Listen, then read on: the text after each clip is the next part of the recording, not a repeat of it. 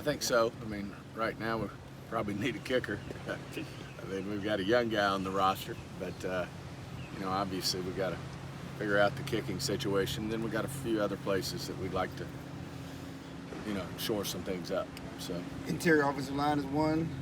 I mean, offensive line in general. Okay. I think it's fair to say. Is offensive line a free agent concept or a draft concept? Both. Stephen, what can you tell I mean, I think in order for us to, accomplish what we talked, whoever just mentioned it, so that we can keep our draft pure, we'd like to get a player or two there, so we're not just pushed, go too high early and often if the right player's not there. What about linebacker? Are you good there? Do you need more numbers there? We feel good about it, as you know. You can. Some people consider it in the building J-Ron Curse a linebacker. So, we don't need as many backers as we used to because we kind of play that hybrid style with our safeties there. We're not heavy with numbers and certainly could do better there, but I wouldn't say, it's a huge priority before the draft. How's your Stephen, what are draft the pick? convers- oh, sorry. How's last year's draft pick? I mean, how's he coming along in his rehab at linebacker? Jabril Cox, yeah. He's doing really well. Feel great about him. Feel great that he fits, he's the right fit for what Dan wants to do defensively. And, I think he's coming along great and should be a big plus for us this year. Probably fill right in where Keanu left off. And I think he's got great coverage skills and, a good off season with him. Will be good for him and really like his upside. Stephen, where are y'all in the overtime discussion here and what can you update us? It just passed. Just passed. I'm probably not supposed to say that, but And what will it be? it'll be a 2 possession. Each team will get a possession, and postseason only. Only in the postseason. Only in the postseason. But not the 2-point conversion aspect? We did do the 2-point conversion. One Obviously, only in the postseason. the last team getting the ball, if they score a touchdown and they know the other team's going to get it back if they tie it. Right. You assume you just lost the coin toss, they might go for 2. So Yeah. it'll be a strategy thing, though. It'll be interesting. But, I just think everybody watched that unbelievable football game between the Bills and the Chiefs. I think the thing just cried out for, that we consider a second possession, especially in overtime. You look at the data and the statistics that, the team winning the toss, I think, forgot the time period, but 7, 8, 9, 10 years, or 10 and 2, whoever wins the toss in the playoffs. So anyway, I think it was, it passed, and I think it's good to have that change. Postseason only, what was the logic there and just keeping it for playoffs? Well, the statistics really, believe it or not, or the analytics change quite a bit from regular season. They go from like 55 to, above, 80, 85%. So I just think, you're talking about, top quarterbacks in the playoffs usually, and, talking about offenses that, this day and time are pretty efficient at getting the ball down the field and scoring touchdowns. Stephen, regarding your free agency philosophy, and it's pretty well established the way what you believe in. Do you question yourself? Do you, when it doesn't work well enough to get you where you want to go? Do you evaluate it as you go year by year? Yeah, we're always evaluating, how we do and where we can be better. And right now we feel good about the model, and obviously you can see from our actions we feel really good about our football team.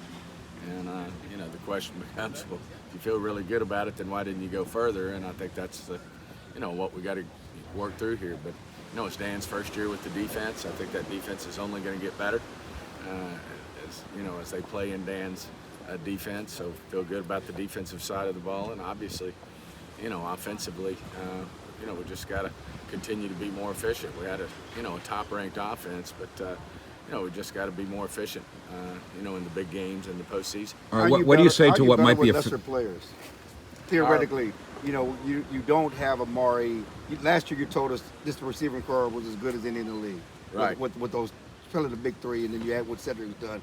You lose Cedric and Amari. That hurts. Yeah, we have to get better. We're going to have to find ways to be better without those 2 players.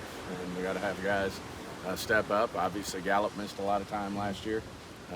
Think he'll come back recovered. He may miss 2 or 3 games there at the beginning, but we're going to have to draft well and have some guys step up, even more so as we move forward. But, unfortunately, you can't keep. Right. We knew we weren't going to be able to keep everybody, and there's no question. Amari Cooper's a great football player. Would we love to keep him? We'd love to keep him, but we just, didn't have the cap space to do both Gallup and Amari. But even in defensive with Gregory, you wanted to keep Gregory. He was part of. To a point, we wanted to keep Gregory. Okay. And then we made a decision. We had a plan B, and we started weighing as it came right down to it. And as Jerry told you yesterday, we finally just had to say no. And we knew if we didn't do that, then we had some options. And turns out we got 3 really good football players for one. But I wish Randy nothing but the best. He's done an amazing job with his journey. And if anyone deserves to have a big contract, I'm happy for him. But at the same time, we're excited about a young Dorrance Armstrong and what Fowler. Dan's got great experience with Fowler and loved him in Atlanta and paid him. And in Atlanta there, didn't get to stay long enough to really work with him, but he was fired up about having him and think he can do some dynamic things as well. And then, of course, you throw Leighton in there for the second, in that same cap space. We just think, we feel comfortable with where we ended up there. No concerns about the pass rush, though. I mean, the numbers suggest that even though Gregory didn't have a lot of sacks, he still had more than Fowler has produced the last couple of years. Well, he's got more, but not by a lot. I mean, Armstrong's got right. If you look at his production last year versus Randy's, very similar. So, we get Randy and Fowler, and you put those together, then maybe a little more production there. So, How central was the terminology in Gregory's contract to the breakup? I don't think so at the end. I just think people made, from his side, he made some difficult decisions that, were important to him and his agent. And we had to make some decisions that were important to us, but we weren't asking him to do anything we didn't ask any other player to do. And, we were willing to work through some things with him. And he just made the decision ultimately with where our offer was versus where Denver was to go with Denver. And we respect that. Do you wish the departure was handled differently from a public standpoint with what seemed like a flip-flop? The team was tweeting it out. And how much more often does that happen in your negotiations behind the scenes than we see? I don't think so. I mean, I think usually our negotiations are pretty smooth. I mean, every now and then you have a bumpy one, but that's part of the business. But if you talk to 32 teams, they've all had some, they've had 1 or 2 that stand out as, well, that was, not necessarily the norm, but, you work through it. I mean, the big thing for me is we think so much of Randy and what he's accomplished and wish him nothing but the best. And, we've got to move forward with what we decided to do and feel good about it. What are your biggest needs for the draft? I think we need to pick good football players that help us win and make plays. I mean, obviously, we did a good job with that with Micah last year. I mean, I can't think that's going to happen, year in and year out. But you can, you have some really good football players. But we feel good about our football team. But obviously, we're going to be looking for some really good football players. We got 9 picks. We got 4 5s, and we got to make those early picks. We're going to have some great opportunities. This draft is very deep, lots of numbers in this draft, and it's a good time to have 9 picks. So there's no position that says we need to shore up here.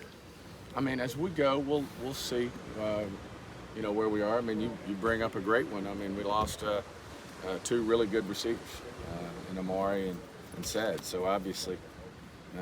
We signed James Washington, which is good. We really thought a lot of him coming out of Oklahoma State.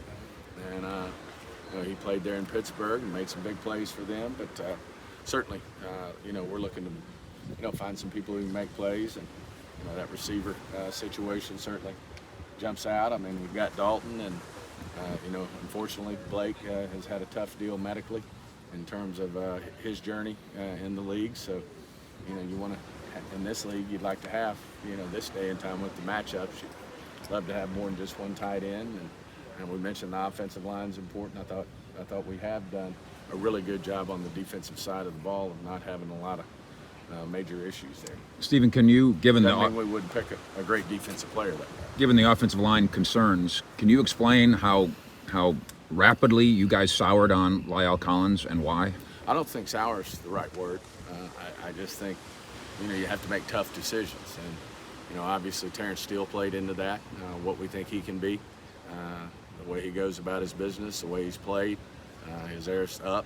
He's only going to get better. And, when you start having to make some decisions from a business standpoint, that was one that we just felt we needed to make. But there's no one soured on Lyle. I mean, we think a lot of Lyle.